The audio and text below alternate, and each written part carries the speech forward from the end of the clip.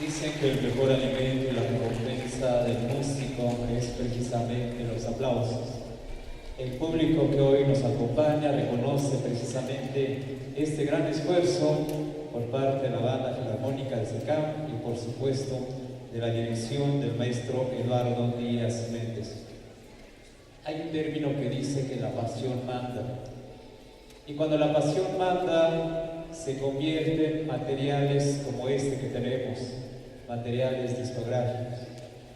Decirles que Eduardo, en su profesión académica, es ingeniero agrónomo, egresado de la Universidad Autónoma Chapingo.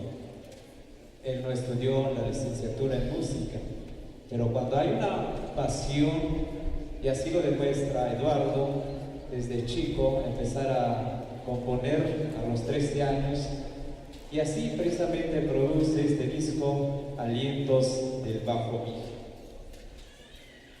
También la región Mije Baja tiene influencias porque está muy pegadito a la zona norte del istmo de Tehuantepec, que seguramente hay mucha influencia de toda esta cultura ismeña, pero no pierde las raíces, así como él lo decía o lo dice en su biografía.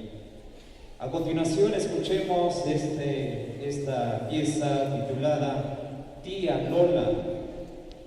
Es del género danzón y Tía Lola está precisamente en el disco número 3, donde también lo titula Pop Tao, Tía Lola. Escuchemos entonces Tía Lola del género danzón aquí en este Domingo de Conciertos.